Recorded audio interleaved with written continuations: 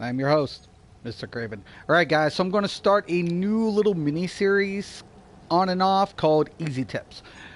There was a viewer who was kind of like, I need a set, but I don't have time to do it. Why? They're a PvPer, so they get home from work, they have a couple hours. Of course, what do they want to do? They want to PvP. Makes sense. Problem with PvP, though, is you don't get a lot of gold, right? So it kind of makes it hard to go to the vendors, the guild vendors, and buy the pieces you're looking for. PvPers are initially typically broke. It sucks, right? But does it?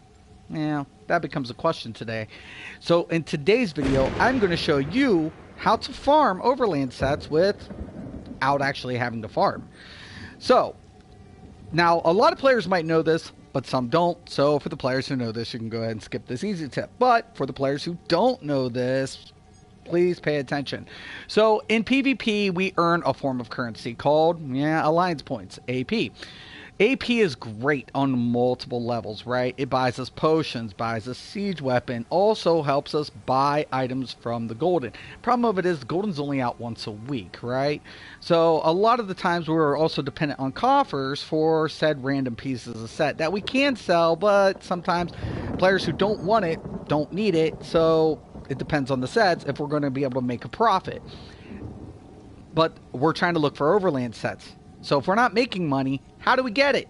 Well, simple. You're going to go to your vendor in your corresponding alliance. There is going to be a regional equipment vendor that you can buy said sets from this merchant with your AP and not gold. So that's the best thing about it. When I go into this regional equipment vendor, and every alliance has one, for Ebonheart Pack, it's Southern Morrowind.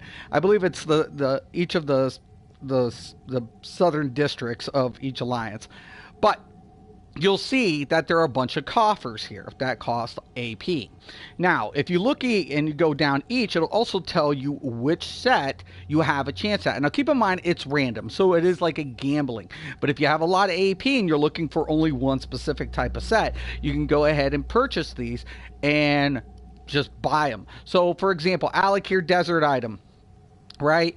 It offers Withered Hand, Sword Singers, in order of Diagna. Okay, going down to Oradon, we have the Elegance, Twin Sisters, Vale Heritance. Going down, each item will tell you in corresponding. And you can buy each of these, right? What's really nice, too, if you get a set you don't need and it's traded really well, you can sell that on guild vendors, too, because even PvEers are looking for Overland sets. So, for example, let's say I'm looking for Sword Singers. It's a good set. I'll just buy a couple. So I'm going to go ahead and buy 4 coffers. Now, you have a chance at green, blue, or purple. It's all random.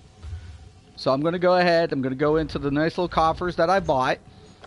And I'm going to get an item. So right here, for example, I got Restoration Staff of the Withered Hand, traded powered. Now, keep in mind with Clockwork City, if you don't like the trait, you can change that. It's really nice. We go in here. We got now the Curse order of, which is heavy, invigorating. We got the Sword Singer Maul 2-hand. Look at that. That is a key piece. You best believe I love that. Now that's blue, but I can't upgrade it. And that is a nice drop. If it's something you don't need, this will sell really nice on vendors because a lot of people like this set up even in PvP. And then we have the girdle, which this one's purple impen. So that's kind of nice given the fact with that. It gives you the minor vitality at all times, increasing your healing received by 8%. Really nice for like tanks. So there it is, guys. That's, my easy tip for today. If anybody has any questions or comments, please post below. I want to thank you all for watching. And once again and always, have a nice day.